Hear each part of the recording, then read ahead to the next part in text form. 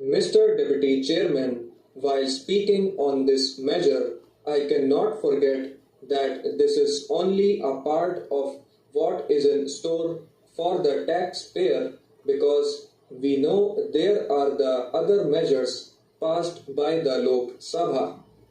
There are yet others pending before them, and there may be many more in the conception of the Finance Ministry. However, I cannot help sympathizing with the Finance Minister in his having to present this finance bill.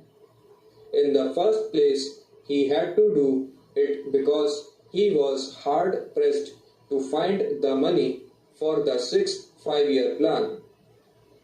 The way in which these proposals were received throughout the country is well known. I believe, sir, it is true that no budget ever created so much sensation, caused so much anxiety, affected so much the rich and the poor alike, and brought down with such a crash the value of the shares and stocks in the stock exchanges. The finance minister had to do all this because he was to find the money for the sixth 5 year plan.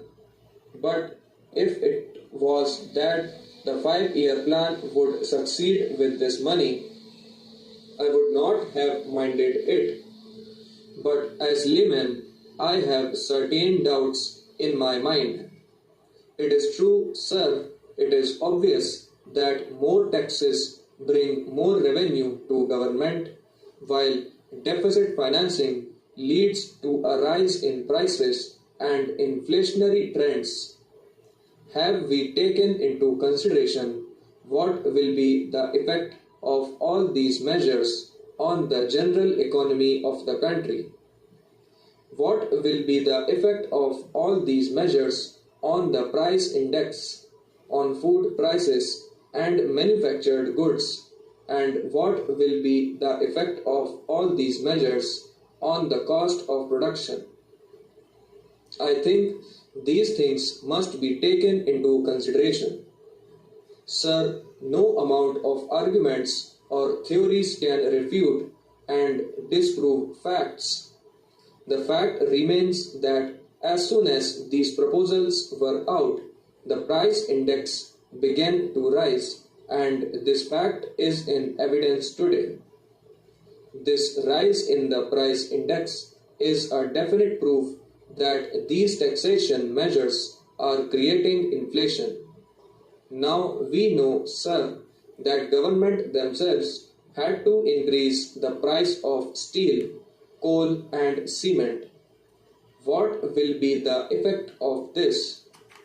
The increase in the price of steel and iron will naturally increase the cost because all the agricultural implements will cost the farmer more.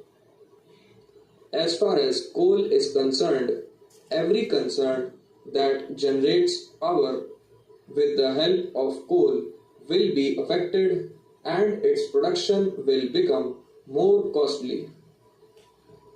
This will be the effect of all these things, with the result that there will be a demand for an increase of wages in all such industrial concerns.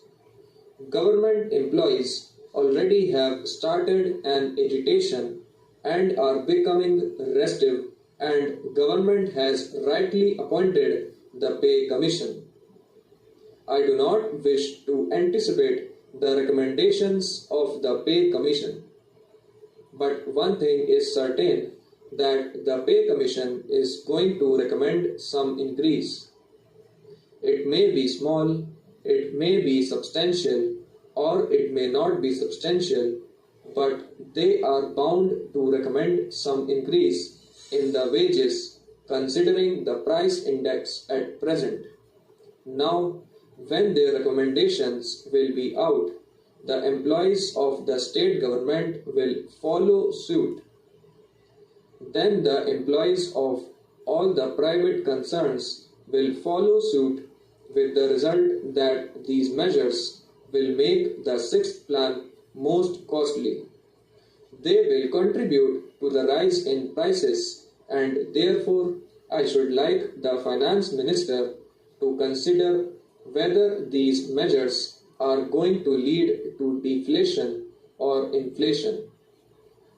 That is the real point that should be borne in mind.